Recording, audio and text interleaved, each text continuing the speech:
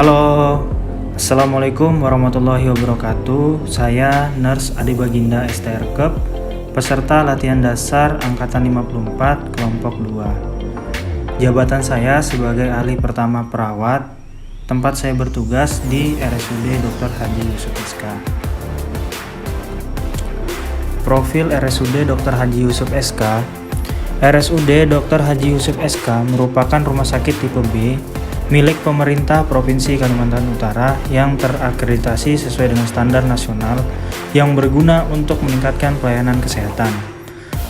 Penilaian ini bukanlah tujuan akhir, tetapi lebih sebagai acuan untuk memberikan pelayanan yang lebih baik kepada masyarakat.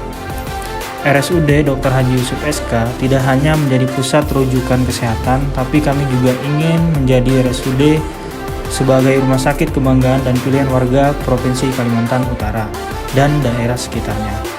Seiring dengan kemajuan ilmu dan teknologi kesehatan, kami terus berbenah untuk membangun kualitas dan kuantitas pelayanan yang juga didukung oleh sumber daya yang handal. Dan kami juga terbuka untuk menerima segala bentuk dukungan, saran, dan pendapat dari berbagai pihak demi tercapainya mutu pelayanan yang lebih baik. Untuk mencapai mutu pelayanan yang cepat, tepat, ramah, dan profesional tersebut, kami berkomitmen melayani dengan sentuhan hati, dengan moto kami melayani dengan sepenuh hati. Lokasi RSUD Dr. Haji Yusuf SK berada di daerah bagian utara dari Provinsi Kalimantan Utara, tepatnya di Kota Tarakan, Jalan Pulau Irian Skip 1 yang berbatasan wilayah NKRI dengan negara tetangga serumpun yaitu Malaysia. Adapun visi dari Rumah Sakit RSUD Dr. Haji Yusuf SK yaitu menjadi rumah sakit terdepan yang bertumpu pada teknologi, sumber daya manusia, dan kemandirian. Misinya yang pertama adalah menyelenggarakan pelayanan kesehatan yang paripurna, yang kedua adalah meningkatkan program pendidikan, yang ketiga adalah mewujudkan pengusulan rumah sakit yang profesional. Motonya adalah melayani dengan sepenuh hati.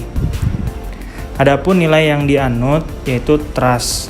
T-nya adalah tertib, R-nya ramah, U universal, S sehat, T transparan.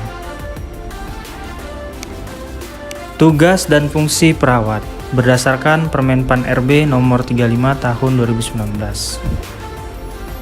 Tugas perawat yaitu melakukan kegiatan pelayanan keperawatan yang berupa asuhan keperawatan meliputi dari pengkajian keperawatan, penegakan diagnosa keperawatan, menyusun perencanaan keperawatan, melakukan implementasi dan evaluasi, serta pengelolaan keperawatan. Adapun fungsi perawat, yang pertama adalah pemberi asuhan keperawatan. Pemberi asuhan keperawatan memberikan asuhan keperawatan sesuai dengan kompetensinya. Yang kedua adalah advokat, yaitu menjadi penghubung antara pasien dengan tenaga kesehatan lain. Yang ketiga agen pembaru, yaitu adalah mengembangkan pengetahuan dan kemampuan dengan memaksimalkan kemampuan literasi digital. Yang keempat edukator, memberikan pendidikan kesehatan menggunakan media dan alat promosi kesehatan dengan memaksimalkan kemampuan literasi digital. Yang kelima, koordinator, mengkoordinasikan pelaksanaan dan pelaporan tindakan keperawatan dengan memanfaatkan fitur digital. Yang keenam, kolaborator, bekerja sama dengan sejawat tenaga kesehatan lain dalam memberikan pelayanan melalui media komunikasi, digital, dan dokumentasi pada IMR.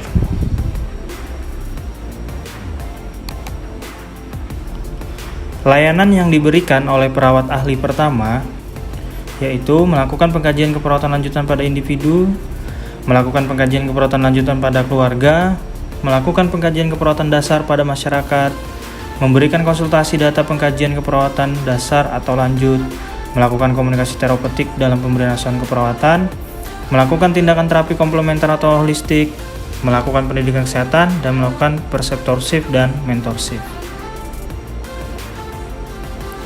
Standar pelayanan yang harus dicapai yaitu pertama adalah meningkatkan mutu pelayanan, yang kedua adalah meningkatkan kualitas diri dengan mengikuti kompetensi sesuai dengan keahlian, yang ketiga adalah kepuasan pasien terhadap pelayanan, yang keempat memberikan pendidikan kesehatan. Implementasi Smart ASN dalam mencapai tujuan rumah sakit, yaitu menjaga nama baik rumah sakit dengan memaksimalkan kemampuan berliterasi digital. Contohnya, tidak turut serta menyebarkan hoax, tidak melakukan cyberbullying. Yang kedua, menanamkan jiwa nasionalisme dengan mengamalkan nilai-nilai Pancasila.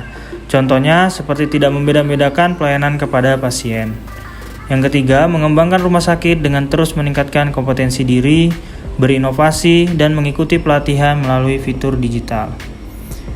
Yang keempat, membangun hubungan profesional dengan sejawat pasien dan keluarga pasien.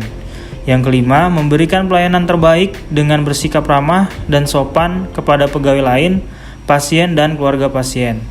Yang keenam, meningkatkan kemampuan berbahasa asing dan kemampuan teknologi informasi. Yang ketujuh, mengembangkan jiwa entrepreneurship dalam memberikan pelayanan dengan bersikap adaptif, kreatif, mampu menangkap peluang-peluang yang ada. Dan terakhir, meningkatkan pengetahuan dan wawasan dengan memanfaatkan fitur digital dalam mencari informasi. Perspektif manajemen ASN dan Smart ASN dalam keperawatan.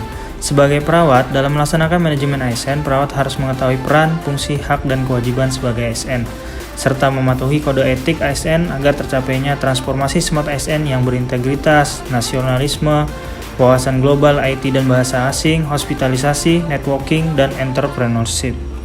Ya, mungkin itu saja. Terima kasih sudah menyaksikan persembahan video Aku Smart ASN dan Instansiku.